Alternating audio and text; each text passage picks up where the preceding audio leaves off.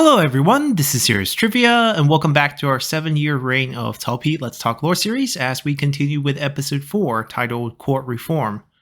So last episode we talked about many of the measures put in place by Cao Pi to curb potential threats to the emperor. But aside from cementing power for the emperor position, power must also be shared with the court in order to run the country and rule its people.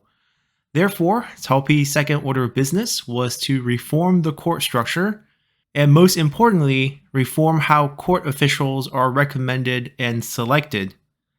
Now, previously during the Han Dynasty, we spoke many times of how the Gentry clans monopolized education with private clan schools, and therefore indirectly monopolized the pathway to becoming an official, as the Han utilized a recommendation system for the selection of candidates at court. Of course, this monopoly was not absolute, as from time to time, certain altruistic Gentry scholars did open public schools and offered recommendations to commoners that showed promise. But regardless, the Gentry clans as a collective had tremendous power and influence throughout society. Yet with the rise of Cao Cao, who himself is a member of the Gentry clan, the power balance started to shift. Centralized power in the hands of the Cao clan and the in-laws of the Cao clan, such as the Xiahou clan, started to make the other clans feel uncomfortable, especially with Cao Cao's 4 talent hiring edicts that broke away from tradition, as Cao Cao desperately seeked to hire talents regardless of recommendations during his wars against the other regional warlords. So by the time that Cao Pi ascended to the throne, there was a real and growing concern coming from the Gentry clans about the future of their power and influence that they once held. And while you might think that Cao Pi should just continue the trend set forth by his father Cao Cao and push to end the recommendation system entirely, society just doesn't work like that. Talents came from the Gentry clans for a very good reason, because given the agricultural techniques and tools of the time, the vast majority of the population had to farm just to survive. For many families, kids were extra mouth to feed, and thus they were expected to help in the fields. Going to school was a luxury of time that many families simply cannot afford, even if you made these schools free. Gentry clans, on the other hand, have wealth as landlord, or they get income from their titles, or their government post gives out salaries, which help sustain their livelihood, which allows them to educate their children from a young age. And given that there was no way to change this economic structure throughout the entire society, Cao Pi had to appease the Gentry clans, as he still needed them to pledge their support and loyalty to the fledgling Cao clan in their new dynasty.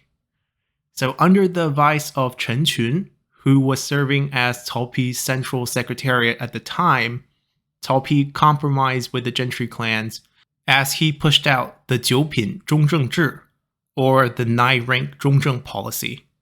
Now, zhongzheng is the name of a new government position, so it's difficult to translate it directly. But essentially, zhongzheng were imperial court mandated regional recommenders. So while the recommendation system remained, as we now have an official regional recommender, the whole process did improve tremendously, as it is now both standardized and transparent. If you compare the new system to the one during the Han Dynasty, then you will notice that recommenders grew organically in the past, as whoever had the most fame or influence in certain regions just became naturally the local recommender, as every aspiring court official flocked to these influencers, begging for a letter of recommendation. For example, the cousins of Xu Shao and Xu Jing both became famous critics for literary works, and thus recommenders, as Xu Shao famously wrote the recommendation letters for both Yuan Shao and Cao Cao, as we have previously mentioned this in our Cao Cao lore series. And the problem with this organic generation of recommenders is that Xu Shao, despite his fame for being a literary critic, never served in government himself. And when a powerful Gentry clan, such as the Yuan clan, approach him for a recommendation letter, there is just no way he can refuse. On top of that, the contents of his recommendation letters are private, and the recommenders are never held accountable if their candidates turn out to be frauds. So it's not hard to see how this system will create corruption and nepotism, especially during the later periods of the Eastern Han Dynasty, when the emperor was also openly selling posts and titles. And to fix all this, Cao Pi created the Zhongzheng position. Now under the new system, every province will have one official recommender, who must not only be a well-respected scholar, but also someone who has previously or currently hold a high imperial court position.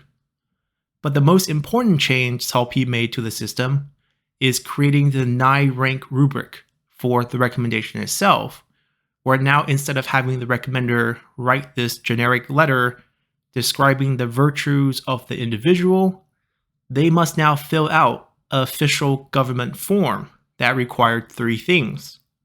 First, the clan background of the individual must be provided, and if the candidate has relatives or ancestors that had previously held high court positions, it would also be listed here.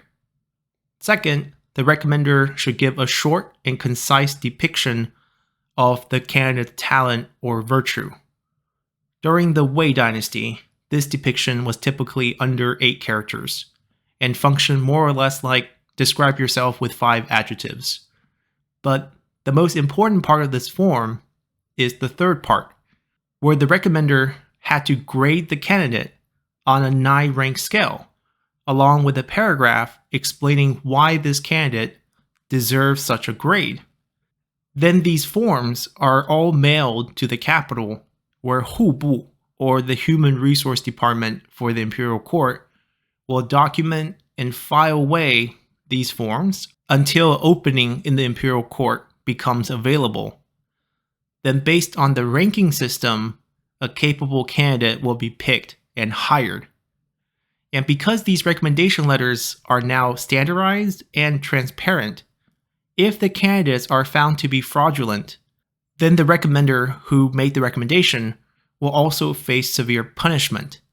In addition, there are additional small nuances added to the whole process, like how in order to embolden the recommenders into giving fair and unbiased recommendations, the Zhongzheng position are immune from being sued by local gentry clans for the grade they receive, as a means to protect them from being intimidated by these more influential local clans into giving high marks on the recommendations.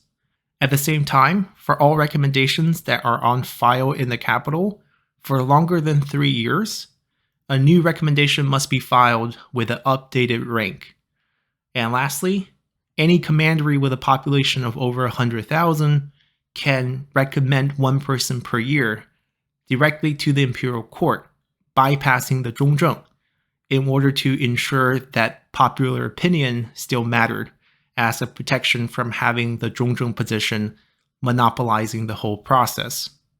All in all, the 9-rank Zhongzheng system was a step forward from the Han system, and while it will see some small changes during the later periods of the Wei dynasty, especially after Sima Yi's coup, this system will remain the gold standard for the selection of court officials in China for the next 400 years, until the imperial merit exam replaced it during the Sui dynasty. And with that, we're going to end our episode here, as we'll continue next time to discuss the military actions of the Wei dynasty during the reign of Cao Pi, as this initial transition period from Cao Cao to Cao Pi came with much disturbance both internally and externally, as war was the one constant during the Three Kingdoms period. So hopefully you have enjoyed this episode enough to hit that like button to help support the channel, and I'll see you all next time. Bye!